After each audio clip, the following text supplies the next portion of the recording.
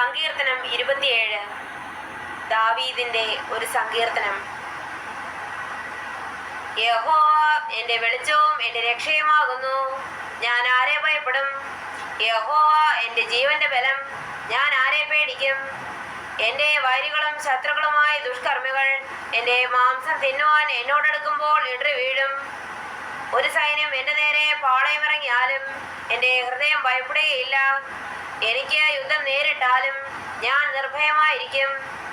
ഞാൻ യഹോവയോട് ഒരു കാര്യം അപേക്ഷിച്ചു, അതുതന്നെ ഞാൻ ആഗ്രഹിക്കുന്നു. യഹോവയുടെ മനോഹരത്വം കാണുവാനും അവന്റെ മന്ദിരത്തിൽ ധ്യാനിക്കുവാനും എൻ്റെ ആയുഷ്കാലമൊക്കെയും ഞാൻ യഹോവയുടെ ആലയത്തിൽ പാർക്കേണ്ടതിന് തന്നെ. അനർത്ഥ ദിവസത്തിൽ അവൻ തന്നെ കൂടാരത്തിൽ എന്നെ ഒളിപ്പിക്കും, തിരുനിവാസത്തിന്റെ മറവിൽ എന്നെ മറയ്ക്കും, പാറമേൽ എന്നെ ഉയർത്തും. ഇപ്പോൾ എൻ്റെ ചുറ്റുമുള്ള ശത്രുക്കളുടെ മേൽ എൻ്റെ തല ഉയരും. ഞാൻ അവന്റെ കൂടാരത്തിൽ ജയഘോഷയാഗങ്ങളെ അർപ്പിക്കും. ഞാൻ യഹോവയ്ക്ക് പാടിക്കീർത്തനം ചെയ്യും.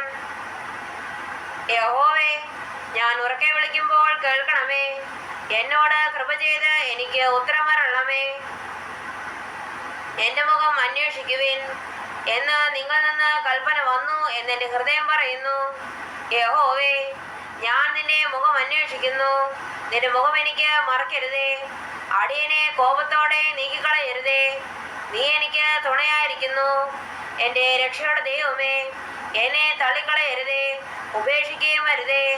എൻ്റെ അപ്പനും അമ്മയും എന്നെ ഉപേക്ഷിച്ചിരിക്കുന്നു, എങ്കിലും യഹോവ എന്നെ ചേർത്ത് കൊള്ളും. യഹോവേ, നിന്റെ വഴി എന്നെ കാണിക്കണമേ. എൻ്റെ ശത്രുക്കൾ നിമിത്തം നേരെയുള്ള പാതയിൽ എന്നെ നടത്തണമേ. എൻ്റെ വൈരികളുടെ ഇഷ്ടത്തിന് എന്നെ ഏൽപ്പിച്ചു കൊടുക്കരുതേ. കള്ളസാക്ഷികളും ക്രൂരത്വം വിശ്വസിക്കുന്നവരും എന്നോട് എതിർത്ത് നിൽക്കുന്നു. ഞാൻ ജീവനുള്ളവരുടെ ദേശത്ത് യഹോവയുടെ നന്മ കാണുമെന്ന് വിശ്വസിച്ചില്ലെങ്കിൽ കഷ്ടം. യഹോവയെങ്കിൽ പ്രത്യാശ വയ്ക്കുക, ധൈര്യപ്പെട്ടിരിക്കുക. നിന്റെ ഹൃദയം ഉറച്ചിരിക്കട്ടെ. അതേ, യഹോവയെങ്കിൽ പ്രത്യാശ വയ്ക്കുക.